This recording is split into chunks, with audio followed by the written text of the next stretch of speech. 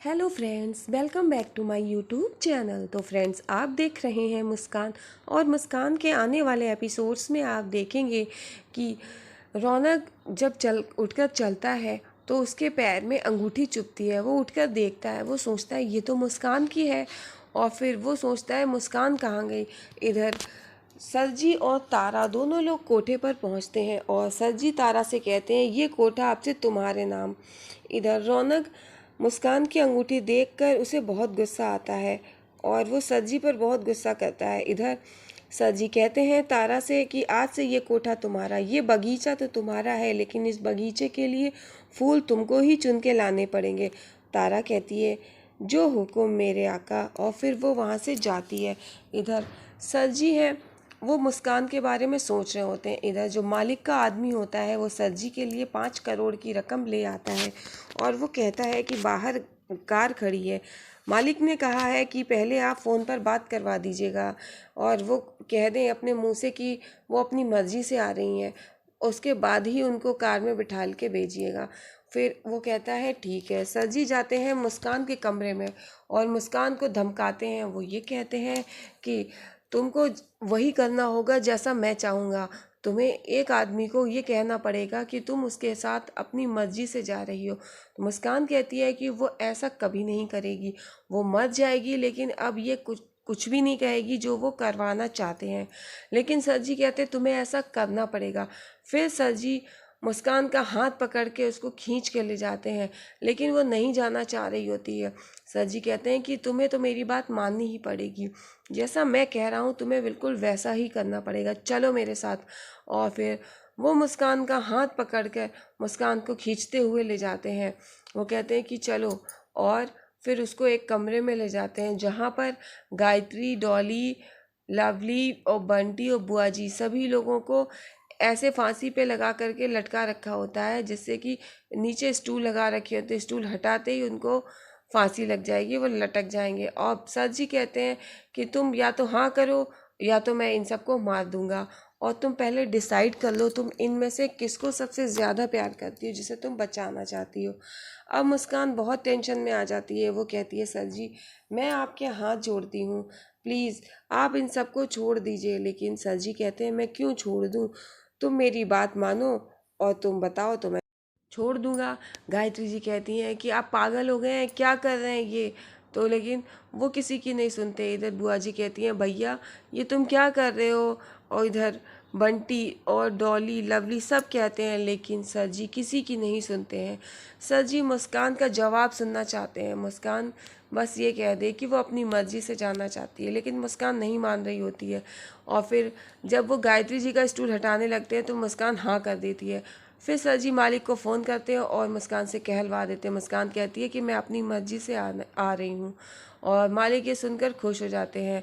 फिर उसके बाद वो कहती है कि अब इन लोगों को सबको आप छोड़ दीजिए। तो वो कहते अच्छा, और मैं सोचता हूँ। और इतने में वो अपनी पॉकेट से एक रुमाल निकालते हैं जिसमें क्लोरोफॉर्म लगा हुआ होता है, और वो रुमाल निकाल कर हाथ में पकड़े होते हैं। मुस्कान रिक्वेस्ट कर रही होती है कि सर जी आप माँ को छोड़ दीजिए प्लीज़, लेकिन सर जी उसकी नहीं सुन रहे होते। वो कहते हैं कि हाँ तुम जैसा कहोगी।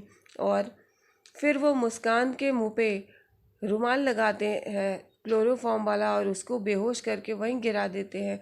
जब वो बेहोश हो जाती है और फिर वहीं पे गिर जाती है तो सर जी उसको अपने कंधे पर उठा करके वहाँ से ले जाते हैं। गायत्री जी मना करती रहती हैं, लेकिन वो नहीं सुनते हैं, और वो उस मुस्कान को ले जा कर के बाहर खड़ी कार में लिटा देते हैं। वो ये कहते हैं कि अब तुम इतनी दूर चली जाओगी, तुम्हें भी नहीं पता होगा कहाँ जाओगी, और तुम कोठा बंद करवाना चाह रही थी, लो अब तुम देखो अब तुम्हारा क्या होता है। और सर जी खूब जोर जोर से हंसने लगते हैं। मुस्कान को वो गाड़ी लेकर के चली जाती है, और इधर मुस्कान को वो गाड़ी लेके जा रही होती है, सामने से रौनक आ रहा होता है, वो गाड़ी बराबर से क्रॉस होती है। फिर इधर वो लोग निकल जाते हैं। वो रौनक आ जाता है कोठे पर। गायत्री जी बहुत रो रही होती हैं, सर जी से कहती है। सर जी कहते हैं अब मैं तुम लोगों को नहीं छोड़ूंगा, तुम सबको मार दूंगा। लवली कहती है कि डैडू ये आप क्यों कर रहे हैं, पर सर जी किसी की नहीं सुनते हैं। और लवली और डॉली सभी लोग रिक्वेस्ट कर रहे होते हैं कि प्लीज़ छोड़ दीजिए, लेकिन वो किसी को नहीं छोड़ेंगे। वो ये कहते हैं कि अब मैं सबको ख़त्म कर दूंगा, मैं सबको मार दूंगा, किसी को नहीं छोड़ूंगा। और लवली ये बात सुन करके एकदम से हैरान हो जाती है और इतनी परेशान हो जाती है। इधर आप देखेंगे कि रौनक आ जाता है और रौनक देखता है कि सभी लोगों को लटका रखा है। इधर गायत्री जी रो रही होती हैं और वो कहता है कि छोड़ दीजिए इन्हें, लेकिन सर जी किसी की सुनने वाले नहीं। वो कहते हैं रुको रुको, कहाँ जा रहे हो। लेकिन रौनक को बहुत गुस्सा आता है। रौनक कहता है माँ को छोड़ दीजिए, इन लोग को सबको छोड़ दीजिए, लेकिन सर जी किसी की नहीं सुनते हैं। वो कहते हैं कि सब चले जाएंगे और सर जी से वो रिक्वेस्ट करता है। सर जी किसी की नहीं बात मान रहे होते हैं। वो तुरंत गायत्री जी का स्टूल हटाते हैं, लेकिन रौनक उनको बचा लेता है। और सर जी कहते हैं कि आज देखना, जो मैं चाहूँगा वही होगा। और तुम इस कोठे को बंद करवाना चाहते थे, ये कोठा कभी नहीं बंद होगा। आप देखना, मैंने तुम्हारी मुस्कान को ऐसी जगह भेज दिया, वो कभी वापस नहीं आएगी, तुम ढूंढते रहोगे। इधर फिर रौनक सर जी को बहुत मारता है और वो सर जी से कहता है कि कहाँ है मेरी मुस्कान, लेकिन सर जी उसे नहीं बताते हैं कि मुस्कान कहाँ है। और रौनक सर जी की खूब पिटाई लगाता है, खूब। और सर जी रौनक से मार खा रहे होते हैं और फिर दोनों में खूब लड़ाई होती है। और सर जी बिल्कुल नहीं मानते हैं, रौनक से लड़ाई करते रहते हैं। रौनक कहता है, रौनक ने पूरे उसमें बॉम्ब लगा रखे हैं कोठे पर और एक एक करके बॉम्ब ब्लास्ट होने लगते हैं। सर जी ये देखकर बहुत शॉक्ड होते हैं कि ये क्या हो रहा है मेरे कोठे पर। और रौनक कहता है कि आज ये कोठा नहीं रहेगा, चाहे कुछ भी हो जाए, आज ये कोठा तो ख़त्म होके ही रहेगा। और फिर वहाँ पर एक एक करके ब्लास्ट होते रहते हैं। रौनक और सरजी में खूब लड़ाई होती है। सरजी को रौनक खूब मारता है और सरजी कहते हैं कि छोड़ दो, लेकिन रौनक नहीं सुन रहा होता है। सरजी खूब हंसते हैं। वो कहते हैं कि तुम मुस्कान का कभी पता नहीं लगा सकते हो, तुम मुझे मार नहीं सकते हो, क्योंकि तुम ही यही जानते हो कि ये बात सिर्फ मैं जानता हूँ कि मुस्कान कहाँ है।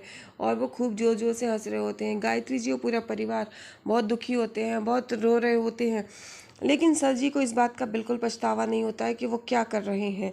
रौनक कहता है कि बताइए कहाँ है मुस्कान, लेकिन वो नहीं सुनते हैं। इधर एक के बाद एक ब्लास्ट होता है। लवली अपने कानों पर हाथ रख लेती है। इधर सर जी को रौनक खूब मारता है। वो पूछता है मुस्कान के बारे में, पर वो नहीं बताते हैं। वो ये सोचते हैं कि रौनक मुझे छोड़ देगा, क्योंकि मैं ही जानता हूँ कि मुस्कान कहाँ है। लेकिन रौनक सर जी को बहुत मारता है और सर जी को कहता है कि आज मैं आपको ज़िंदा नहीं छोड़ूंगा। सर जी इस बात को समझ नहीं रहे होते हैं। वो कहते हैं कि मैं नहीं बताऊंगा मुस्कान कहाँ है। और फिर रौनक कहता है कि अब ये वाला भी बॉम्ब फटने वाला है। और फिर वो कहता है, तो सर जी फिर भी नहीं बताते हैं। रौनक बहुत पूछने की कोशिश करता है, कहाँ है मुस्कान, बताइए कहाँ है मुस्कान, लेकिन सर जी बिल्कुल नहीं बताते हैं कि मुस्कान कहाँ। इतने में पूरे में ब्लास्ट होता है और सब कोठे पे सब कुछ ख़त्म हो जाता है, सब जलने लगता है। गायत्री जी और पूरा परिवार ये देख कर के काफ़ी हैरान होते हैं और रोते हैं, काफ़ी शॉक्ड हो जाते हैं। वो कहते हैं मेरी मुस्कान, मेरा रौनक, और वो रोने लगती हैं। इतने में अंदर से धुएं में रौनक आता हुआ दिखाई देता है। सभी लोग रौनक को देखकर खुश हो जाते हैं। इधर रौनक बाहर आकर जोर से मुस्कान चिल्लाता है और खूब रोने लगता है।